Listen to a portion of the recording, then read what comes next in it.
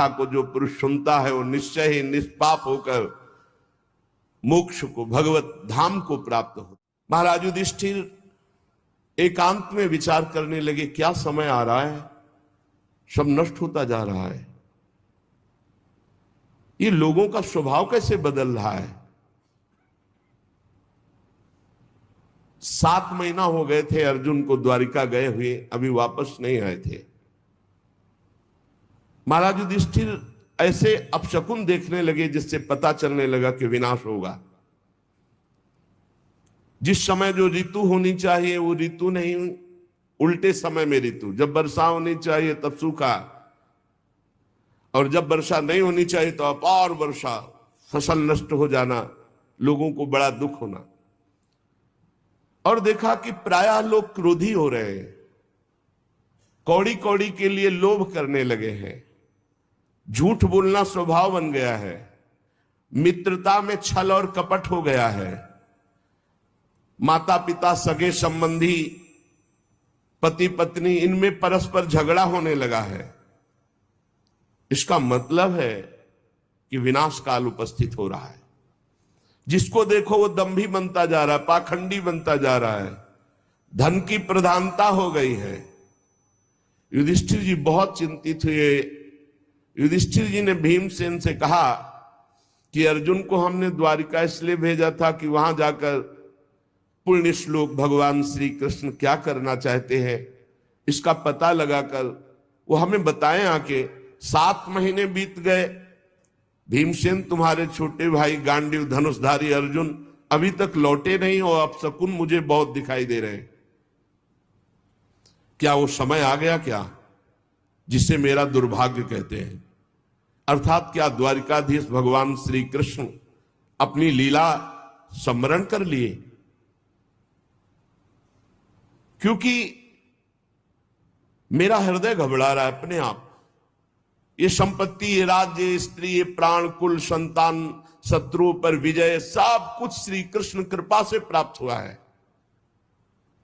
देखो देखो, वो आकाश में उल्कापात हो रहा है, पृथ्वी कंपायमान हो रही है, मेरे शरीर में भयंकर अपशकुन हो रहे हैं। पक्का कुछ न कुछ ऐसा हुआ है जो सुनने लायक नहीं है। पुरुष की जब बाईं जांग फड़के,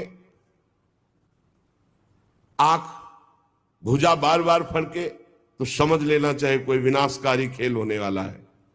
मेरी बाईं जांग, बाईं आंख, बाईं भुजा बार बार फड़क रही, भारी कोई अनिष्ट सूचना मिलने वाली है। देखो ये सियारिन उदय होते हुए सूर्य की ओर मुंह करके रो रही है, और ये कुत्ता मेरी ओर देखकर बार बार चिल्ला रहा है, रो रहा है। इसका मतलब कोई अनिष्ट होने वाला है। ये गौ आदि अच्छे जो पशु हैं मुझे बाएं करके जा रहे हैं, गधे आदि बुरे पशु मुझे दाहिने करके जा रहे हैं। मैं जिधर देखता हूं उधर मुझे पशु रोते दिखाई दे रहे हैं। ये उल्लू और ये कौआ, ये कठोर कठोर शब्द बोल रहे हैं, इसका मतलब कुछ विनाश होने वाला है। जब मैं देवताओं की मूर्तियों की तरफ देखता हूं तो मुझे रोती नजर आती हैं। ये बड़े बड़े उत्पात देखकर मेरा हृदय घबरा रहा है। क्या ये पृथ्वी भाग्यहीन हो गई? जिनका सौंदर्य, जिनके चरण कमलों में ध्वजा वज्र अंकुश चिन्ह है, क्या ये पृथ्वी उन चिन्हों से रहित हो गई? राजा युधिष्ठिर इन भयंकर उत्पातों को देखकर मन ही मन बहुत चिंतित थे। इतने में देखा कि अर्जुन पधार रहे, दौड़ पड़े युधिष्ठिर। समीप गए तो कदम रुक गए। अर्जुन का मुंह उदास, आंखों से आंसू, शरीर शक्तिहीन, कांतिहीन। जे ही महाराज युधिष्ठिर के सामने पहुंचे अर्जुन गिर पड़े। घबरा करके युधिष्ठिर जी ने उठाया, अर्जुन से पूछा, भाई द्वारिकापुरी में सब कुशल मंगल है ना? छोटे भाई सहित मामा वसुदेव जी कुशल हैं? उनकी पत्नियां सब कुशल हैं। बलराम जी के द्वारा सुरक्षित द्वारिकापुरी, हमें लगता है सब कुशल होगा। अर्जुन कुशल ही बोलना। भक्तवत्सल ब्राह्मण भक्त भगवान श्री कृष्ण स्वजनों के साथ द्वारिका की सुधर्मा सभा में सुखपूर्वक विराजते हैं ना।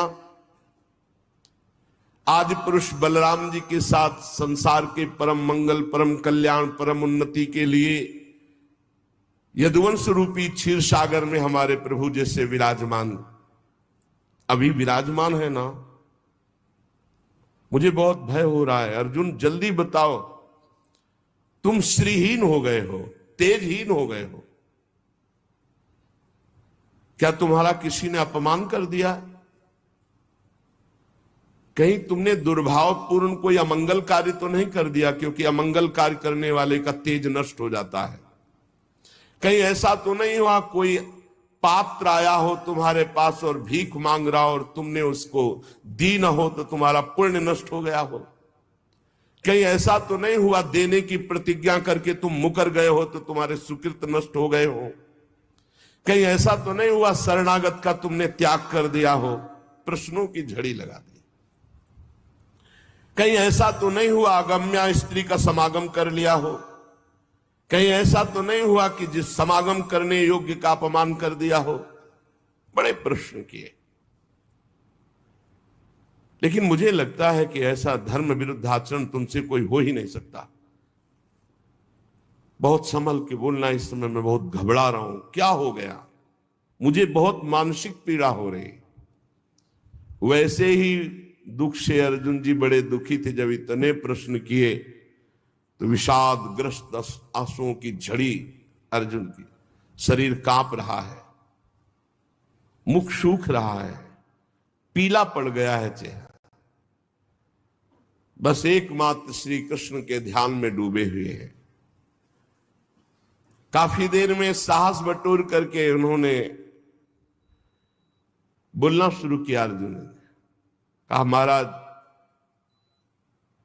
मेरी आंखों से वो ओझल हो चुके हैं जो हमारे प्राण, हमारे जीवन, हमारे सखा, जो प्रेमवश रथ हाँकना, टहलना, दूत बनना, मित्रता का, अभिन्न हृदयता का व्यवहार करना, महाराज मैं लुट गया। प्रभु अंतर ध्यान हो गए। महाराज जिन्होंने मेरे ममेरे भाई का घनिष्ठ रूप धारण किया वो परब्रह्म परमात्मा है, मैं समझ नहीं पाया। जिन्होंने मेरे मित्र का रूप धारण किया वो मुझे ठग लिया।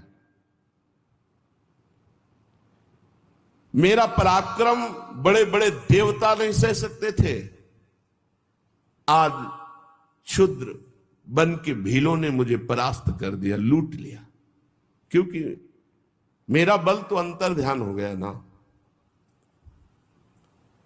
जैसे ये शरीर प्राणों से रहित मृतक कहलाता है महाराज, आज मैं वैसा हो चुका हूं। मेरे प्राण श्री कृष्ण अंतर ध्यान हो चुके हैं।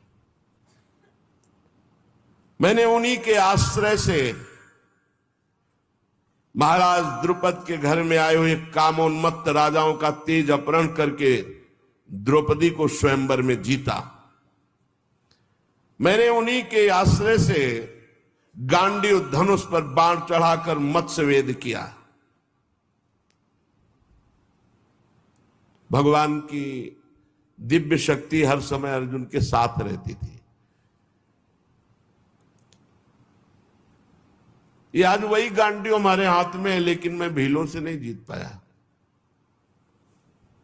मैं लौट के आ रहा था भगवान के निज जनों को लेकर, लेकिन मेरे में सामर्थ्य नहीं रही, क्योंकि मेरे श्री कृष्ण अंतर दे। वही गांडी, वही भुजाएं जिसके बल से खांडोवन को, इंद्र को भी रोक करके अग्नि को तृप्त किया। उसी से मैदानों की रक्षा की जो आपकी सभा में जल में थल, थल में जल का भ्रम करने वाली दिव्य सभा तैयार की थी। 10,000 हाथियों का बल रखने वाले जरासंध को ऐसे तिनके की तरह चिरवा दिया उन्हें श्री कृष्ण ने भीम से। 20,000 राजाओं को मुक्त किया जो भैरव यज्ञ में बलि देने के लिए बंदी बनाए हुए था। महाराज हर तरह की विपत्ति में श्री कृष्ण सामने नजर आते थे। चाहे वो द्रौपदी को वस्त्रहीन करने के लिए कौरवों की सभा हो,